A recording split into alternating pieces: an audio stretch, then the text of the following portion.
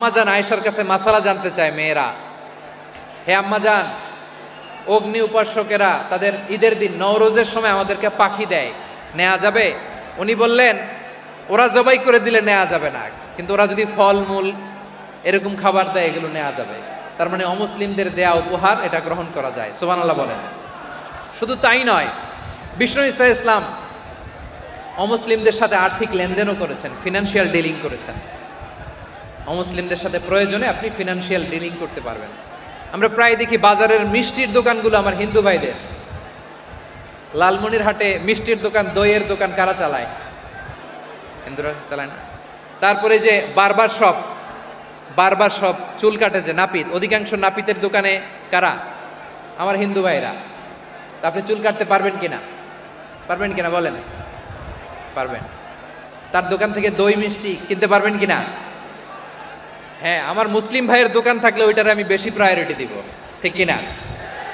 কিন্তু যদি তাদের সার্ভিস নিতে চান, প্রোডাক্ট নিতে চান, পারবেন। তার দলিল সহিহ বুখারী, আম্মাজান আয়েশা রাদিয়াল্লাহু তাআলা আনহা বলেন, ইশতারা রাসূলুল্লাহ সাল্লাল্লাহু আলাইহি ওয়াসাল্লাম মিন ইয়াহুদিন তুআমান ওয়া রাহানাহু দিরআহু মিন হাদিদ। রাসূল সাল্লাল্লাহু আলাইহি ওয়াসাল্লাম এক ইহুদির কাছ থেকে, কার কাছ থেকে?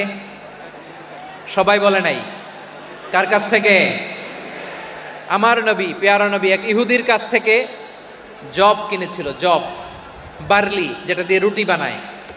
ওই জবের দাম দেওয়ার টাকা পয়সা নবীর কাছে ছিল না, ফলে নবী ওনার একটা পোশাককে মর্গেজ রেখেছিলেন, মর্গেজ, বন্ধক, যে এখন এটার দাম দিতে পারবো না, কয়েক কেজি বার্লি নিয়ে যাই আর বন্ধক হিসেবে আমার জামাটা রেখে গেলাম, যেই দিন দাম দিব ওই দিন জামাটা ছুটায় নিয়ে যাব।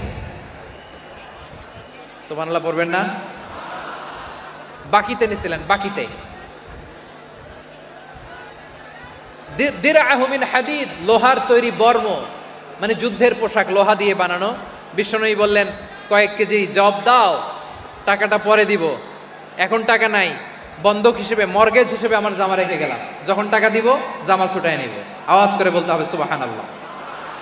এ থেকে বোঝা গেল অমুসলিমদের সাথে ফিনান্সিয়াল ডিলিং করা যায়, অর্থনৈতিক লেনদেন করা যায়, কেনাবেচা করা যায়, প্রোডাক্ট কেনা যায়।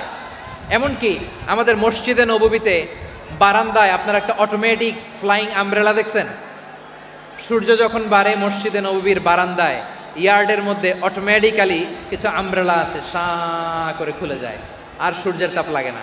আবার সন্ধ্যাবেলায় এই আমব্রেলাগুলো ওরা ক্লোজ করে ফেলে, দেখেন নাই না? দেখছেন? এই মসজিদে নববীকে সর্বোচ্চ উন্নত মানের কনস্ট্রাকশন ইনফ্রাস্ট্রাকচারে ডেভেলপ করার জন্য কর্তৃপক্ষ কিছু অমুসলিম ইঞ্জিনিয়ারের, ডিজাইনারের সহায়তা নিয়েছিল। সুবহানাল্লাহ বলেন।